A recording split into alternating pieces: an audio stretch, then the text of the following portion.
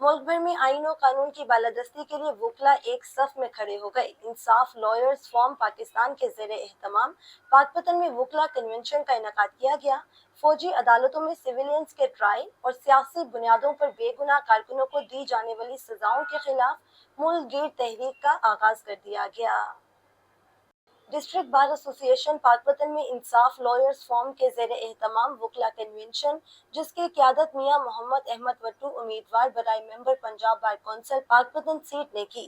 Convention में general secretary PTI Salman Akram Raja, chief organizer ILF Intezar Hussain Panjota और सदर वेस्ट पंजाब अरशद अली महार ने खुसूसी शिरकत की। रहनुमाओं ने फौजी अदालतों में सिविलियंस के ट्रायल को आइन से इनहराफ और इंसानी हुकूक की खुली खिलाफ वर्जी करार दिया।